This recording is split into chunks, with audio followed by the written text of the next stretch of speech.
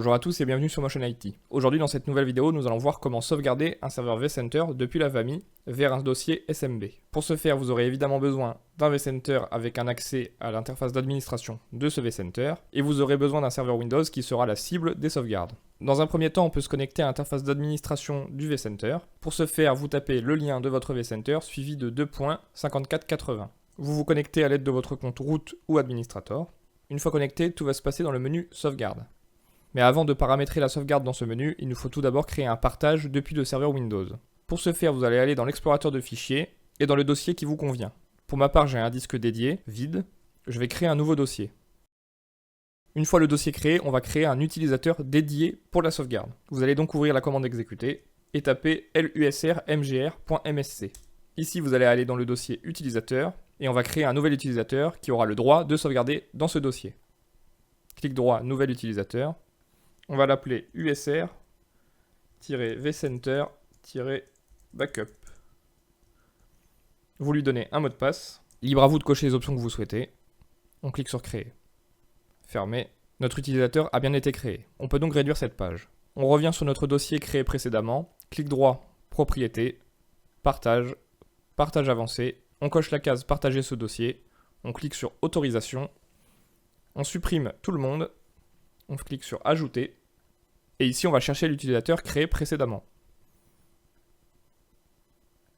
Il se trouve ici. Je clique sur OK. Une nouvelle fois sur OK. Et ici, je coche bien modifier. Je clique sur appliquer. OK. Appliquer. OK. Maintenant, on va dans l'onglet sécurité et on clique sur avancer. Ici, on va cliquer sur ajouter. Et de la même manière, on va sélectionner notre user.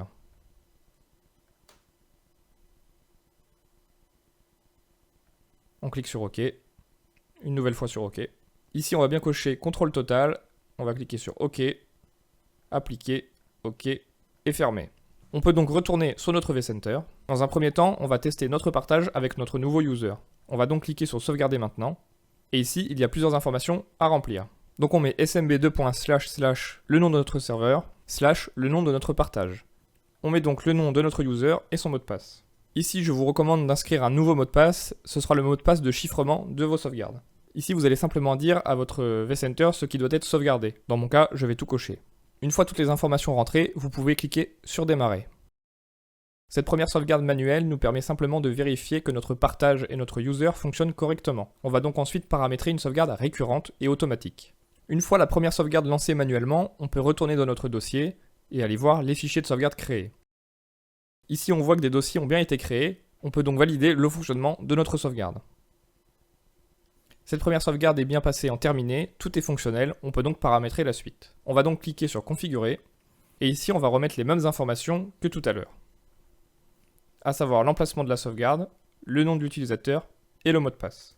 La petite différence ici, c'est qu'on va paramétrer la planification. Libre à vous de choisir ce que vous souhaitez. On va partir sur un rythme hebdomadaire. Par exemple, tous les dimanches à 22 h. On peut remettre un mot de passe de chiffrement. Ici, important, il s'agit de la rétention de vos sauvegardes. Soit vous décidez de conserver toutes les sauvegardes, soit vous décidez d'effectuer un roulement. Ce paramètre dépendra de ce que vous souhaitez et de la place que vous avez sur le serveur cible. Par exemple, si je sauvegarde tous les dimanches et que je veux une rétention d'un an, il faudra donc que je mette 52 sauvegardes à conserver. Ici, on peut cocher ce qu'on veut sauvegarder. Pour ma part, je vais tout sélectionner et je peux cliquer sur créer. Ici, on voit donc que la planification de sauvegarde a bien été paramétrée et activée, et on voit les paramètres qu'on a sélectionnés précédemment. On sait donc que notre sauvegarde manuelle a bien fonctionné, il ne nous reste plus qu'à attendre l'heure de déclenchement de notre prochaine sauvegarde, et à vérifier si la sauvegarde s'est bien créée dans le dossier. En production, c'est une chose que je vous conseille de vérifier régulièrement, afin d'être sûr que vos sauvegardes sont bien opérationnelles. Dans le cas d'une sauvegarde qui échoue, vous aurez un message d'erreur dans le vCenter qui vous avertira de cet échec. Comme vous indique le vCenter, il est possible d'utiliser plusieurs protocoles de sauvegarde. N'hésitez pas à me dire dans les commentaires si vous souhaitez qu'on teste avec un autre protocole, par exemple le FTP ou le NFS. C'est tout pour cette vidéo, si vous avez des questions, n'hésitez pas à les poser en commentaire. J'espère que cette vidéo vous aura aidé et je vous dis à plus tard pour une prochaine vidéo.